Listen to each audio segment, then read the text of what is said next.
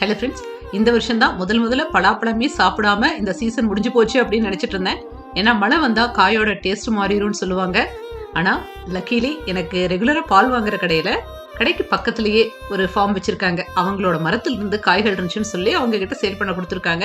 எனக்கு உலகத்தில் இருக்கிற எல்லா உணவையும் தாண்டி பலாப்பழம் ரொம்ப ரொம்ப பிடிக்கும். அதோட அடிக்டனே சொல்லலாம். அந்த அளவுக்கு பலாப்பழம் விரும்பி அப்படி இருக்கிறாள் இந்த சீசன்ல பலாப்பழமே சாப்பிடாம இருந்துட்டு கண்ணுக்கு முன்னாடி பலாப்பழத்தை பார்த்ததும் எனக்கு எதுவும் நோட்டமெல்லாம் பெருசா தெரியாது. எது நல்ல காய் மோசமான காய் அப்படிங்கறதெல்லாம் செலக்ட் பண்றதுக்கு நான் முழுசா பச்சையா இருக்கிற ஒரு காயை எடுத்து கையில வச்சுட்டு இருந்தேன்.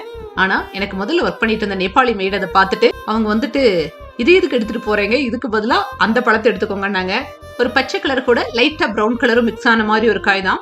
சரி அப்படிதான் எடுக்கும் போது ஒன்னு சொல்றாங்களே வச்சுட்டு அவங்க சொல்றத எடுத்துட்டு போவோம், இதுல என்ன இருக்கு அப்படின்னு நினைச்சிட்டு கேஷுவலா தான் எடுத்துட்டு வந்தேன். ஆனா அவங்க சொன்ன மாதிரியே அவ்வளோ டேஸ்டியான பலாப்பழம் நான் இது வரைக்கும் சாப்பிட்டதில்லை. இந்த அளவுக்கு டேஸ்டா நானு ஃப்ரெண்ட்ஸ் ஃபேமிலி இன்னொரு ஃப்ரெண்ட்ஸ் ஃபேமிலி எல்லாருமே செமையா என்ஜாய் பண்ணோம்.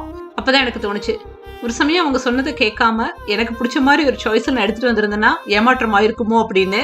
அன்னைக்கு லேர்ன் பண்ண லெசன் இது. நம்ம திங்க் பண்றது நம்ம செய்யறதே சரி அப்படின்னு இல்லாம மைண்டை கொஞ்சம் ஓப்பனா வச்சோம்னா இன்னும் பெஸ்ட் ஆஃப் பெஸ்ட் திங்ஸ் நமக்கு கிடைக்குமோ அப்படின்னு.